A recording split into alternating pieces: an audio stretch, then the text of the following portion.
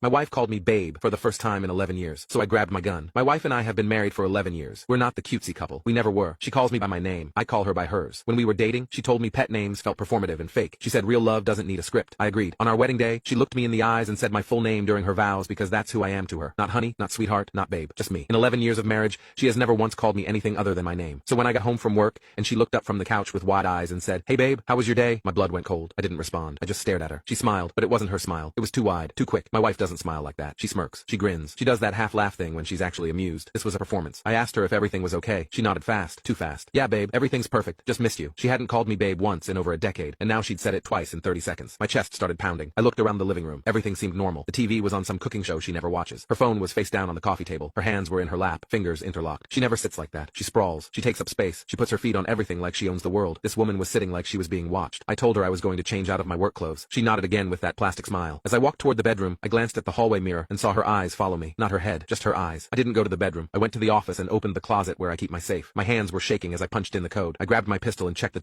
back toward the living room, staying close to the wall. That's when I heard it. A man's voice, low and threatening. "Is he coming back? You need to keep him calm." My wife's voice, barely above a whisper. "I'm trying. He knows something's wrong. He's not stupid." The man laughed. "Then you better get smarter. Remember what happens if you mess this up." I heard her take a shaky breath. "Please, just take whatever you want and leave. He doesn't need to be involved." I came around the corner with my gun raised. There were two of them. One was standing behind my wife with a knife to her throat. The other was by the back door, holding a bag that I recognized as the one we keep emergency cash in. The one behind my wife grinned at me. "There he is. Put the gun down or I open her up." My wife's eyes met mine. Real fear, real tears. She mouthed. The word sorry. I didn't lower the gun. I've been to the range every weekend for 8 years. I know exactly what I can hit. The guy by the door started moving toward me. "He's not gonna shoot. Look at him. He's shaking." I was shaking, but not from fear, from rage. These men broke into my home. They terrorized my wife. They made her pretend to be someone she's not. They made her call me babe like she was reading from a hostage script. That's when I heard the front door crash open. My brother and his two buddies from the force came through like a hurricane. The guy by the door tried to run. My brother tackled him so hard I heard ribs crack. The one holding my wife panicked and pulled the knife back to slash. I didn't think. I just fired. The bullet went through his shoulder and he dropped like a bag of sand. My wife collapsed forward and I caught her. She was sobbing into my chest, saying my name over and over. My actual name. Not babe, not honey, just me. I held her so tight I thought I might break her. The cops arrived 4 minutes later. Turns out these two had been hitting houses in our neighborhood for weeks, waiting for wives to come home alone, then holding them hostage until husbands returned with access to safes and accounts. They picked the wrong house. My wife told me later that they coached her for an hour on how to act normal. They told her to use pet names to seem calm. She knew it would tip me off. She was counting on it. We're still not the cutesy couple. She still calls me by my name.